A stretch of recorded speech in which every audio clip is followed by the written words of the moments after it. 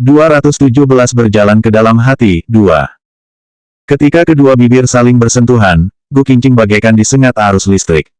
Jantungnya serasa meledak di dalam dadanya, lalu disusul dengan tulang belakangnya hingga ke otak. Arus listrik itu seakan meledak di sepanjang neuron hingga ke setiap tulang, setiap sel, setiap inci ototnya, dan bahkan hingga ke rambutnya dan jari-jari kakinya.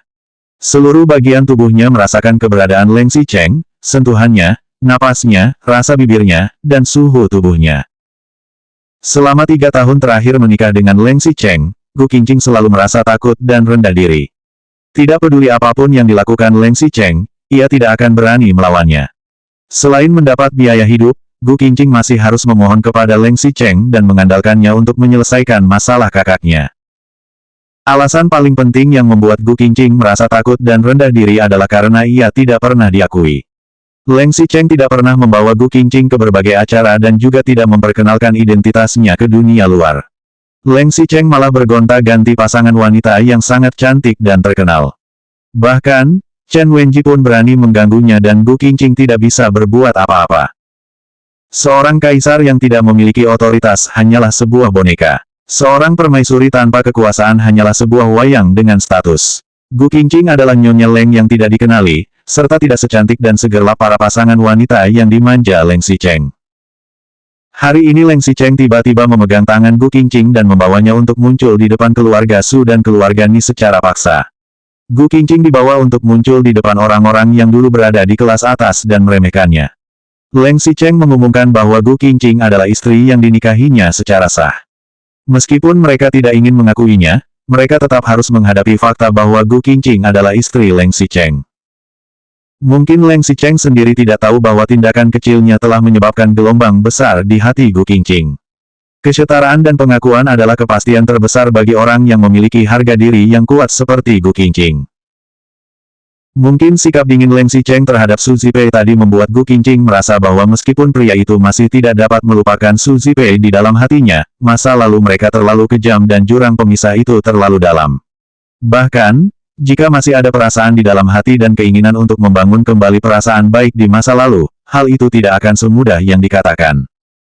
Atau, mungkin sinar bulan malam ini terlalu memesona. Suasana ruang buku terlalu sunyi. Sepasang mata Leng Xicheng tampak terlalu indah. Bahkan, judul buku-buku kumpulan prosa dan puisi itu terlalu indah. Ketika Leng Xicheng mendekati Gu Qingqing, ia merasa sedikit panik. Namun, bukan panik karena takut dan juga bukan panik karena ketakutan.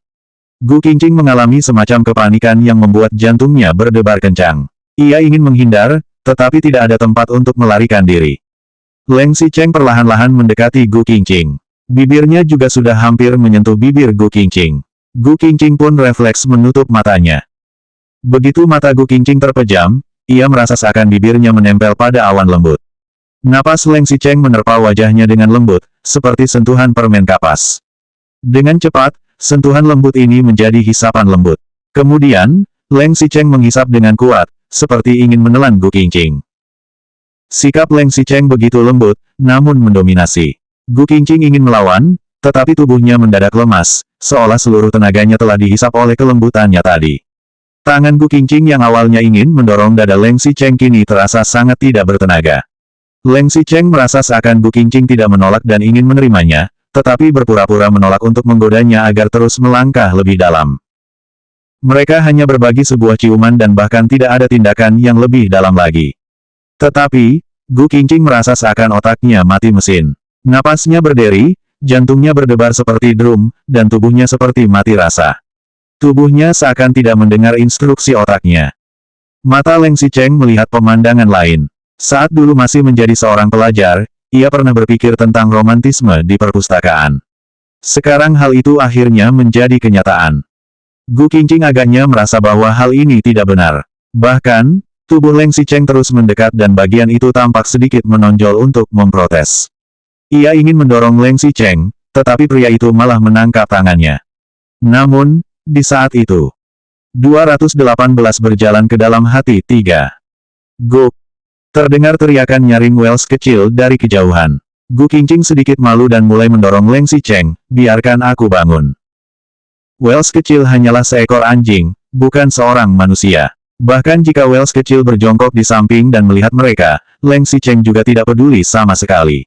Leng Xicheng segera mencium bibir Gu Qingqing sehingga tidak memberikannya kesempatan untuk memprotes.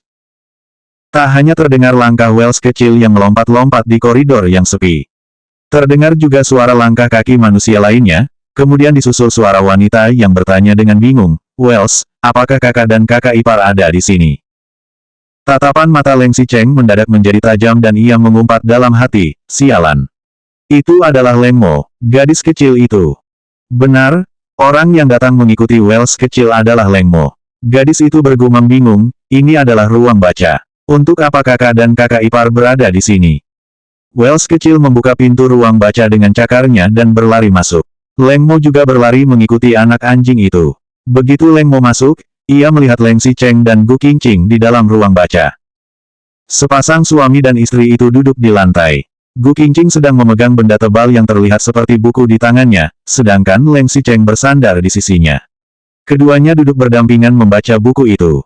Hanya saja, wajah mereka berdua tampaknya sedikit terlalu merah.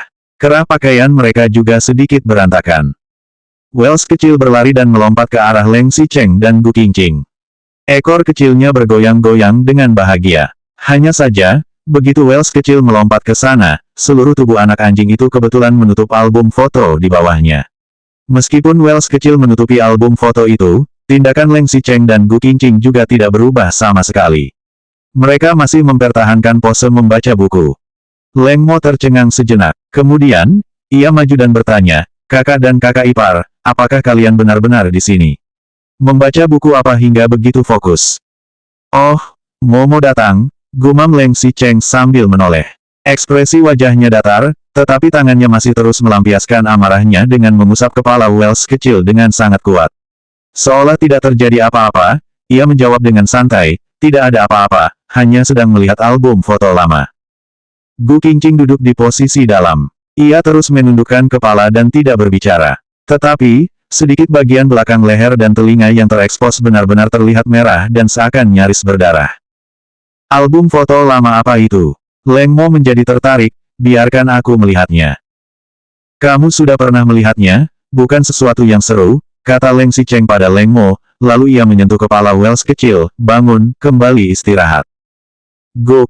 Wells kecil menggonggong setuju pada Leng Xicheng. Ketika anjing itu menarik cakarnya, sebuah foto ikut tertarik hingga melayang sesuai dengan arah cakarnya dan mendarat di sisi kaki Leng Mo.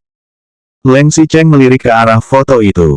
Ketika ia melihat foto ceria dirinya dan Musangen yang duduk di antara tumpukan balon, sikapnya yang tenang tadi langsung menghilang dan ia sontak berseru, "Jangan dilihat." Sayangnya, Leng Mo sudah membungkuk untuk mengambil foto itu dengan jari-jarinya. "Apa ini? Apakah Kak Xicheng dan Kak Sangen sedang bermain balon? Begitu banyak warna di balon ini. Mengapa ada balon dengan benjolan spiral?" Begitu Leng Mo mengatakan itu, ia tampaknya mulai mengenali apa barang itu. Ia pun menyadari bahwa barang itu seharusnya memang bukan balon. Lalu, ia memandang Leng Xicheng dan Gu Qingqing dengan canggung. Leng Xicheng terdiam. Gu Qingqing juga terdiam.